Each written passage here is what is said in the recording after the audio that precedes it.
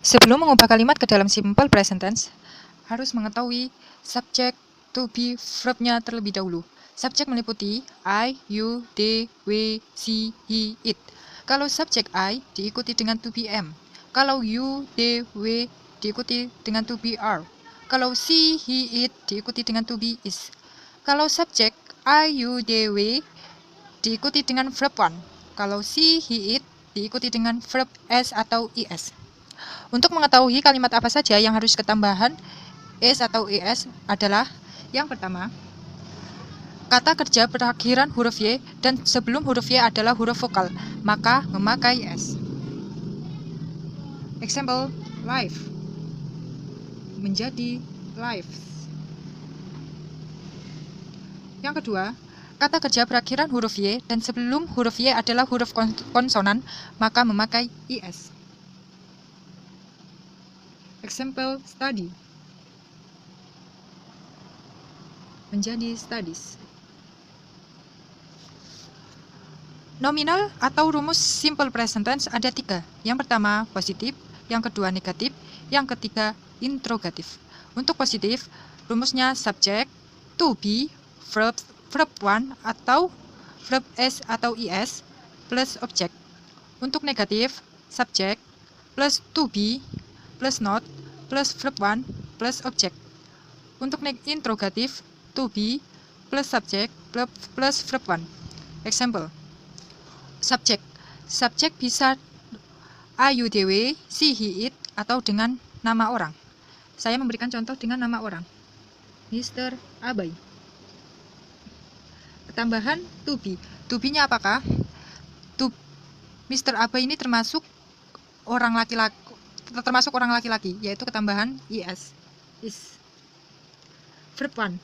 Verb one-nya menggunakan live. Live ini termasuk verb one. Kalau lives menjadi verb is, yaitu live. Kita jadikan interrogatif. Mr. Abai is not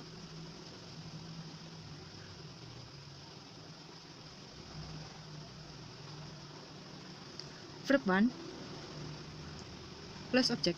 Objeknya kita tambahin in Bandung.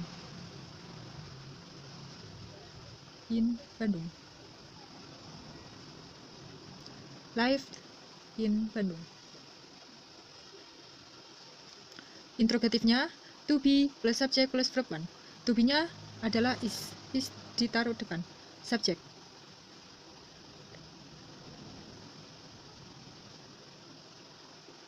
Verb one.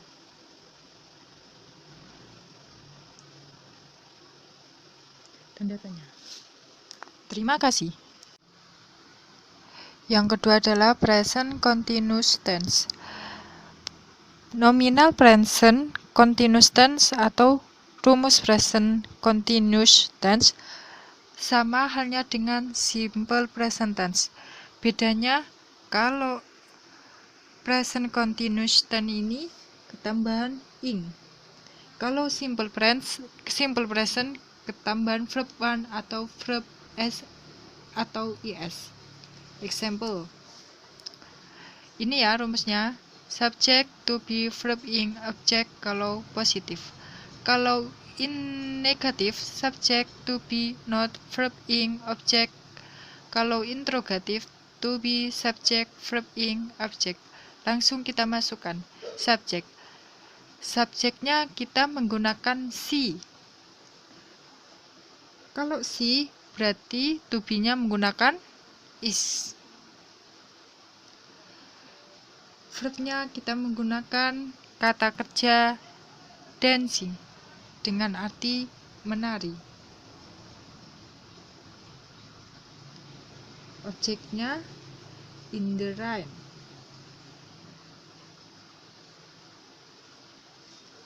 Lalu interrogatif negatifnya yaitu she, subject, to be-nya adalah is, ketambahan not, ketambahan dancing, lalu ditambahin dengan objek. Kalau interrogatif, to be-nya di awal atau is di awal, tambahan dengan subjek, verb, ing, plus objek. Mudah bukan? Yang ketiga adalah present perfect tense. Present perfect tense bedanya dari present continuous tense yaitu adalah a, you, they, we, to be-nya have, she, he, it, to be-nya has. Dan rumus nominal present tense, kalau present continuous tense ketambahan ing, kalau present perfect tense ketambahan verb 3. Rumus dari present perfect tense yaitu positive subject, have atau has, verb 3 plus objek. Negatif, ketambahan not, kalau interrogatif, have atau has-nya di depan. Contoh dari soalnya, yaitu saya memakai subjek I, berarti memakai have.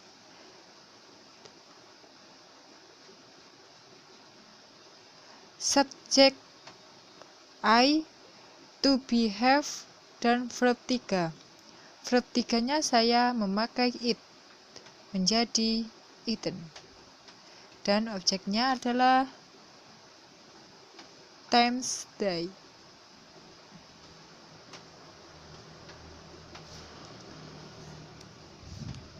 Negatifnya adalah I have not eaten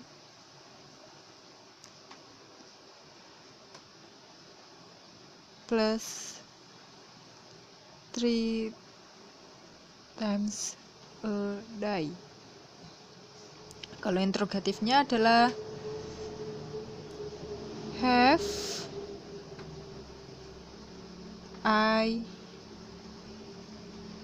eaten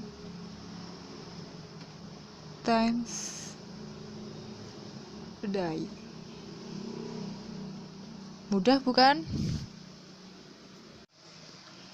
Yang terakhir yaitu present perfect continuous. Rumus dari present perfect continuous adalah subjek, have atau has, been plus ing. Kalau negatif, subjek, have atau has, not, been plus ing. Interrogatif, have atau has, subjek, plus been plus ing. Kita langsung ke contohnya. Saya mau menggunakan subjeknya kata she. Saya mau menggunakan subjeknya kata she. Kalau she berarti to be-nya adalah has. Ketambahan been dan menggunakan ing driving. Kalau negatif, she has not been